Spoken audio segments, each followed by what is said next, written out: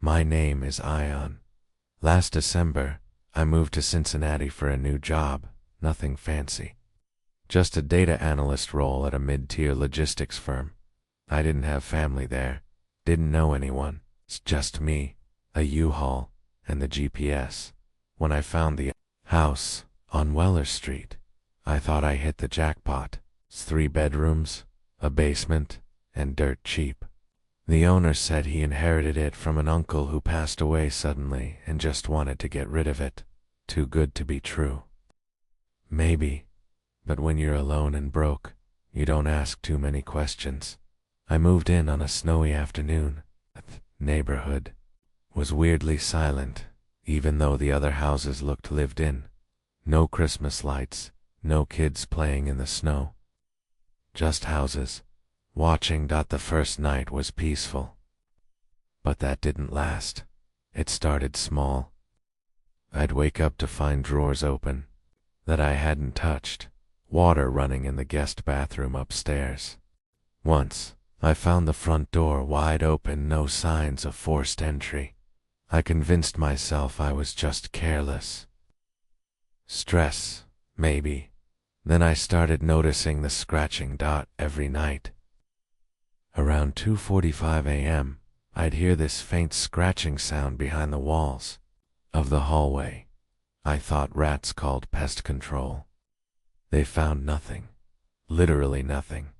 No droppings, no signs of activity. The guy even said, "Are you sure you're not hearing things?" I was hearing things. Not just scratching anymore. Voices. Low, whispery. At first I thought maybe it was the neighbor's TV, but the whispers were inside the house. Sometimes from the vents, sometimes behind the closet doors. They never said anything clear, just this low murmuring, like a conversation just beyond understanding. One night, I got up with a flashlight and followed the sound. It led me down to the basement. There, on the far wall behind the furnace, was a small, square wooden hatch I hadn't noticed before. It looked older than the rest of the house. I reached for it, but before I could touch it, I heard a voice behind me, clear as day. "Don't open that." I spun around, no one there, but something had changed. The basement suddenly felt crowded. I didn't open it. Not that night. But that hatch stuck in my brain like a splinter. Over the next few days, the atmosphere in the house grew heavier, like the air itself was saturated with something unseen. My dreams became vivid and grotesque, twisted faces peering from dark corners, as mouths stretched unnaturally wide, eyes milky white. Then the smell began. Rotten meat, decay, mold. It would come and go, strongest near the basement door. I told a coworker, Lenny, about it. He was an older guy from Cincinnati, and when I told him my address, his face went pale. "You're on Weller Street, near Birchwood." I nodded. He leaned in. "Get out of that house, man. Seriously. You know a guy named Curtis Hines?" I shook my head. He used to live in that house. Back in '98, he murdered his entire family, wife, 2 daughters. Claimed he didn't do it, swore someone or something else did. Said the house was whispering to him. T paused, watching my reaction. They found all 3 bodies in the basement, buried in the walls. I couldn't sleep that night.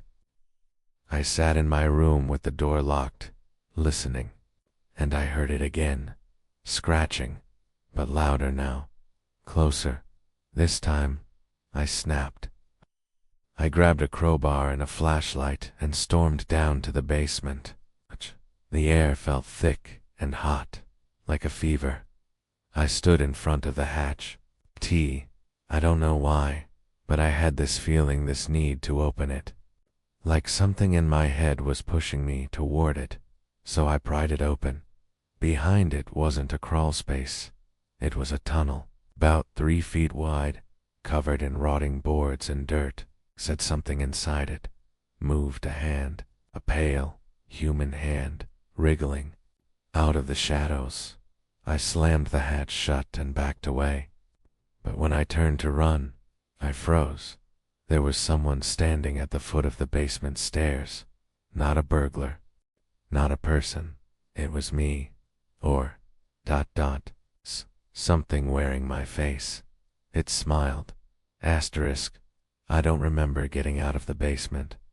The next thing I recall, I was outside, barefoot in the snow, screaming at the top of my lungs. A neighbor, first one I'd seen, called. The cops. I told them about the tunnel, the hand, the doppelganger. They looked. The hatch was gone. Just solid concrete where it had been, like it never existed. They chalked it up to a psychotic break. I spent 2 nights under observation. But I knew what I'd seen. I knew what had followed me out. Even now, weeks later, I feel it. I moved into a small studio apartment downtown, but things aren't the same. I don't sleep much. Mirrors scare me. Sometimes when I brush my teeth, I see my reflection blink, out of sync, and I still hear the whispering. It's never loud, it's never clear, but it's there, in the walls, it's in the floorboards. Sometimes I catch words. Open it. Let us in. He's still inside. Last week I woke up with dirt under my fingernails. My closet door was wide open. There was something crouched inside, watching me, and it smiled with my face. I don't think I left the house on Weller Street. I think part of me is still there. Or, maybe, the part of it that came out, came with me. Whatever it is, it's learning to be me.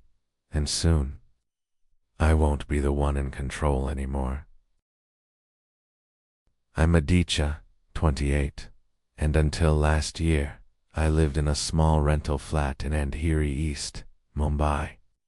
I moved there after a messy breakup, needing space and silence.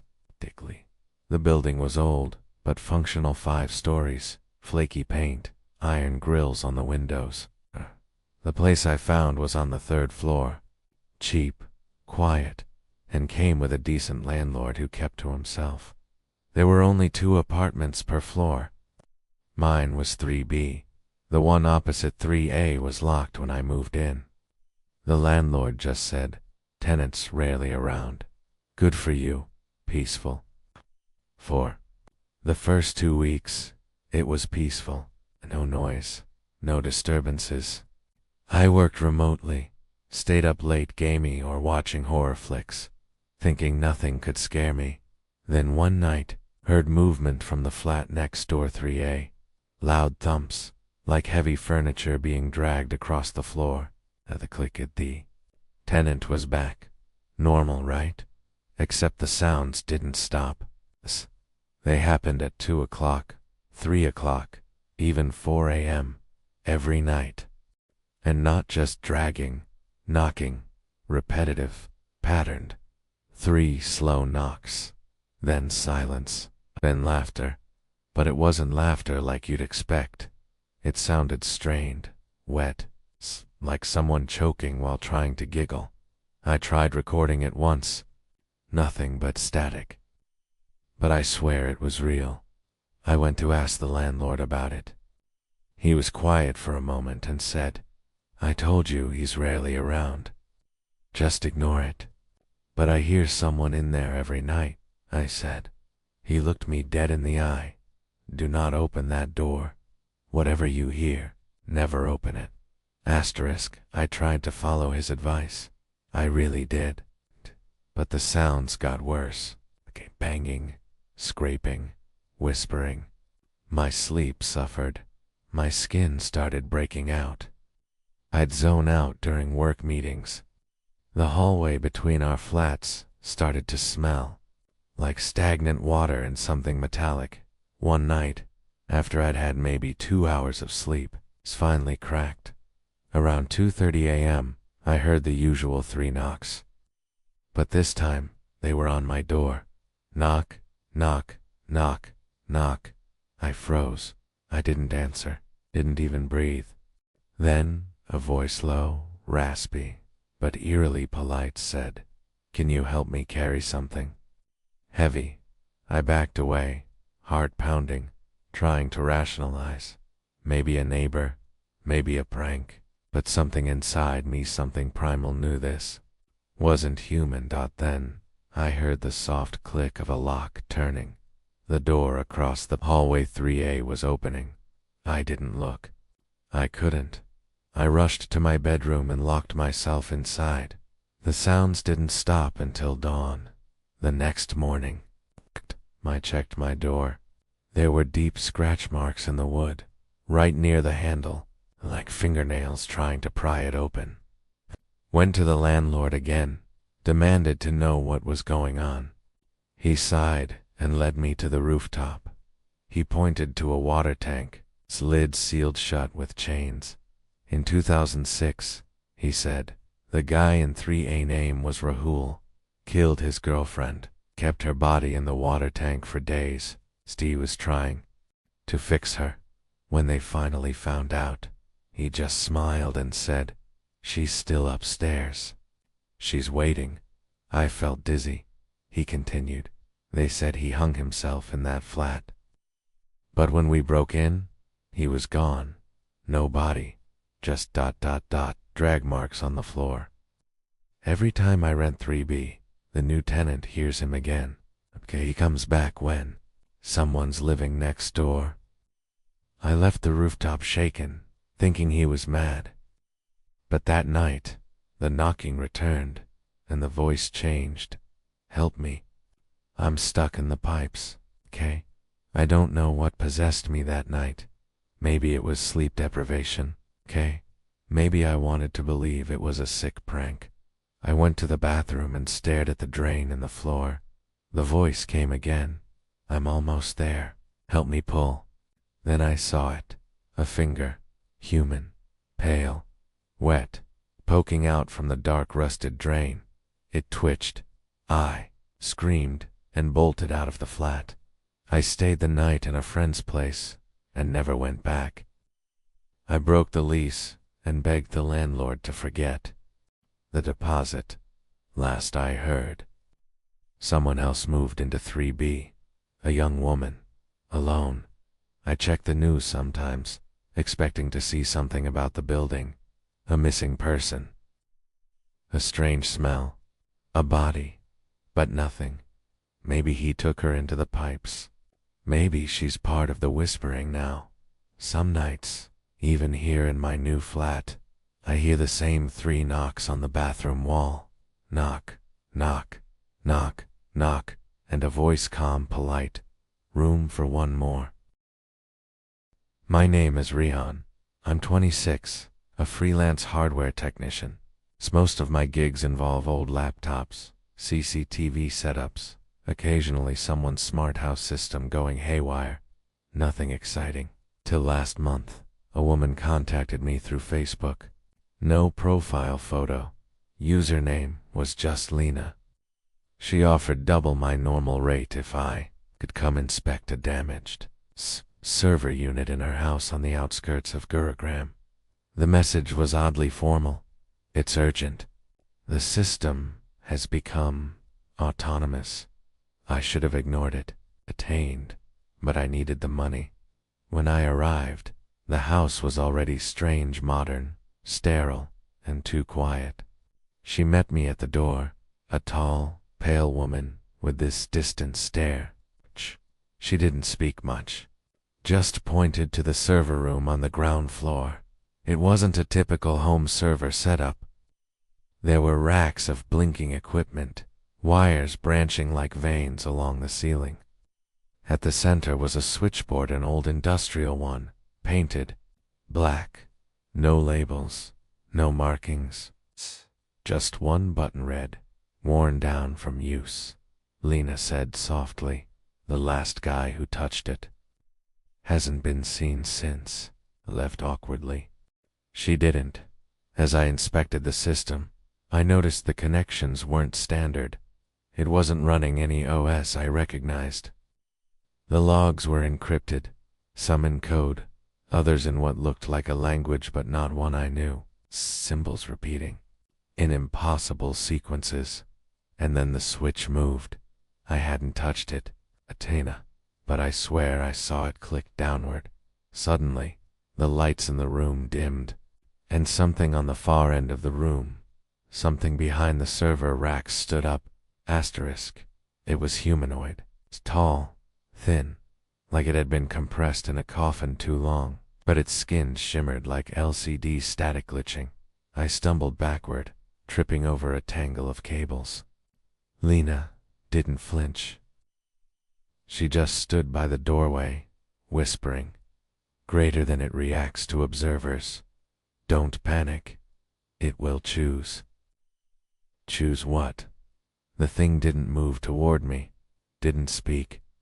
It just stood there, downloading. That's the only word I can use. I could feel it sifting through memories, emotions, thoughts.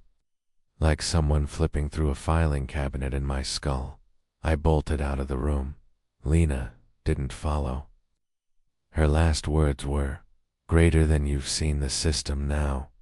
If you leave, it may still follow. I made it home, convinced myself it was a nightmare, a breakdown. But that night, strange things began. My phone would freeze at 3:11 a.m. every night. My smart TV turned itself on, playing CCTV footage of me from the exact moment I was watching, even with the TV unplugged. And then there were the files on every device I owned, even ones I never connected to that house. I found a new folder named red_switch. Inside, distorted audio files of my own voice, whispering things I've never said. Screaming, sometimes laughing. The worst part, there was a live feed labeled incoming. It showed a room dark, decaying, a single door. Each day, the feed zoomed in a little closer, and I knew was a room in my building. The storage room on the 6th floor. Asterisk. I tried deleting the files. They came back. I stopped using the internet. The feed kept updating. Every night, I dreamt of the switch. That red button, and that glitched figure standing closer each time. Last week, I went to the 6th floor storage room to prove it was all in my head. It was empty, until I turned around and saw the switch mounted on the wall, just floating there, no wires, no power, but humming, vibrating. The red button glowed, and, I swear to God, I heard my own voice whisper from behind me, press it, end the feed. I didn't. I ran, but it followed. Now, even when I go out, I see flickers. Store TVs show me instead of the security cams. My voice plays from other people's phones. Lena never responded again. Her profile is gone. When I checked public records, there was no property registered in her name. In fact, that house doesn't exist anymore. Google Maps shows an empty plot. 2 nights ago, I unplugged everything. No electricity, no network still. The screen in my bedroom lit up at 3:11 a.m. Just the feed, now showing my front door, live, and someone is standing there. It's me, or something that used to be me, smiling, reaching for the switch, asterisk. My name is Ishan, and this happened in 2023 when I moved to Pune for my master's degree. Like many students, I couldn't afford a flat, so I settled for a private hostel, basic, clean, and dirt cheap. The caretaker, a man named Sharmaji, gave me a single room on the 3rd floor. Room 310. From day one, it felt off. Not scary, just too quiet. Unlike the other floors, the hallway was always dark. The fluorescent light outside my door would flicker constantly, and no one else seemed to be staying on that floor despite Sharmaji telling me all rooms were booked. Every time I passed room 309 and room 311, I noticed something strange. Both doors were sealed with metal latches from the outside, almost like whatever was inside was being kept in. I asked Sharmaji, and he dismissed me with a grunt. Old rooms, storage, ignore. But I couldn't. At night, I'd hear faint thumping from room 311, always at 1:44 a.m. Not before, not after, just 3 thumps. Pause, then whispers, low, wet, like someone breathing directly into my ear. Even though no one was there, I stopped sleeping properly. I set up my phone to record audio overnight. The next morning, I played it back, static. Then, very faintly, a female voice whispered, "Greater than you're in my room." Asterisk, I started digging, quietly asking the kitchen staff, the guards, anyone who had worked there more than a year. No one talked much. But an older cleaning lady finally told me something that froze my blood. She said there used to be a girl named Kritika in room 310, my room. A first-year student from Nagpur, sweet, introverted, went missing in 2020. No suicide note. No forced entry. Just gone. Vanished one night, leaving behind her clothes, books, and an untouched meal on her desk. The hostel never reported it to police properly. Her parents were told she ran away. They sealed the room for a year, then reopened it quietly. I was the first person to stay there since. I didn't want to believe it. Then signs were undeniable. One night, as I was lying in bed, trying to distract myself with music, I saw something. In the corner of the ceiling, handwriting appearing slowly on the paint, like water soaking through the concrete. It read, "I'm still here." I scrambled up, turned on all the lights, but it was gone, like it had never been there. I packed a bag that night. I was ready to leave the next day, but something inside me said, "Check room 311, just once." I found Sharmaji asleep at the reception, skis on his desk, heart pounding. I took the key marked 311. The latch groaned as I unlocked it. The door opened an inch, smelled like rot and iron. Then the door pushed back from the inside, and I heard her voice again. "Greater than don't leave." "Not yet. You haven't found me." I blacked out. I must have collapsed because I woke up the next morning on my bed. Door still locked. The key to 311 was gone. No one believed me. I could have left. Should have. But curiosity, guilt, maybe kept me there. I stopped going to classes. I stopped calling home. I spent hours knocking on 311, on 309. No answers. One night, I opened the small cabinet in my room to check for a missing charger. There was a hole behind the panel, big enough to crawl through. I pushed my phone through, turned on the flashlight. It revealed a narrow passage leading to another stairwell. Not the main one. This one looked abandoned, overgrown with cobwebs and rust. It led downward. I followed it down one level, then another, but the floors weren't marked. No signage, just darkness and mildew. Finally, I reached a floor that shouldn't exist. It was below the ground floor. No power, no windows, and there, in the center of a corridor, was a door, painted red.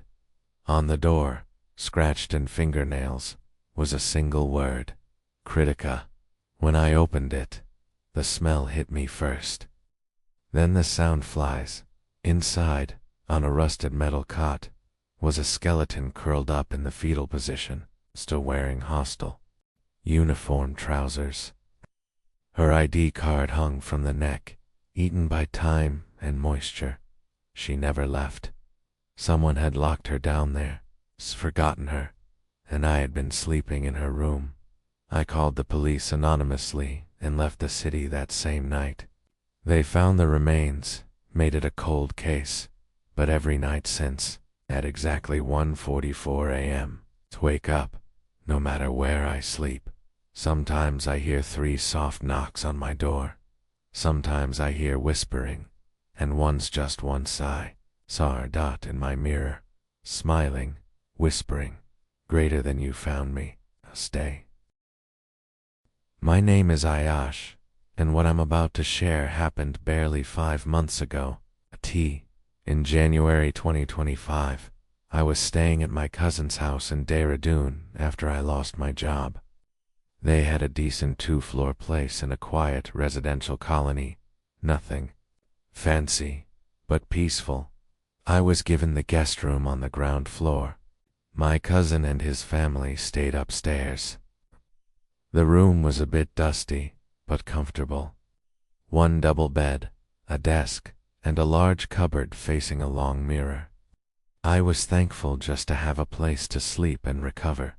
The first night I stayed there, I heard something beneath the bed. Not rats or anything like that.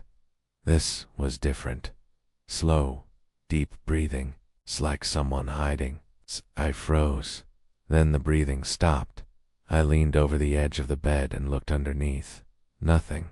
Just dust and my bag. I convinced myself it was in my head. Maybe I was just stressed or half asleep. But the next night, I woke up to the same sound. The breathing. Heavy. Labored. Like someone who hadn't slept in years. But this time, I didn't look under the bed, because I saw something in the mirror. 2 feet. Pale. Bare. Sticking out from beneath the bed. But when I turned around, there was nothing there. By the 3rd day, I was sleep-deprived and jittery. My cousin noticed I wasn't eating properly. I couldn't tell him what I was experiencing. He'd think I was going insane. That night, I tried sleeping with the lights on. At around 2 a.m., the bulb started flickering violently, like it was going to burst. And then I heard the scratching dot from beneath the bed. It wasn't random, it was rhythmic, almost like writing. I got down on the floor and listened closely. Scratch, dot, scratch, dash, scratch, dot, pause. Then, a whisper, so faint, I could barely make it out. Greater than he never left. Still hungry, I jumped back, heart thudding. I ran to wake my cousin, but he just mumbled, "That room always makes people weird," and went back to sleep. That was the first time I felt truly alone. The next morning, I inspected the floor. Under the bed, what I found made my stomach twist. Scratched into the wood, in crude, jagged letters, were the words, "Greater than I watch you when you sleep." I tried to take a photo, but my phone refused to focus. Every image turned up black, with a strange blur near the bottom corner like a face. Twisted sideways. I started sleeping on the couch after that, but even there, I'd wake up with the feeling of something crawling under me, determined to find answers. I asked the housemaid Rena about the guest room. She hesitated, then told me the truth in hushed tones. A year before I came, a paying guest stayed in that room, a man in his late 20s named Naylan. Loner, kept to himself. One day, he simply disappeared. No note, no calls, no sign of a break-in. Police were involved briefly, but nothing was found. My cousin never told me this. He thought it would scare people off. Rena said she always avoided cleaning under the bed because she felt something watching. That night, I went back into the room. Armed with a torch and a camera, I decided to check under the bed properly. As I lay down and looked under, there were eyes, staring back, bloodshot, wide open, not blinking, and a smile, split open, showing teeth too wide for any human. The breathing returned. But this time, it was mine that stopped. I blacked out. When I woke up, I was halfway under the bed, dragged. My hands were raw, my nails broken like I had tried to claw my way out. That was the last night I ever entered that room. I moved out the next day, but sometimes, even now in my own apartment, I feel a heaviness under my mattress. The floor creaks even when I don't move, and when I dare to look in the mirror at night, sometimes see feet pale, bare, waiting for me to lie down.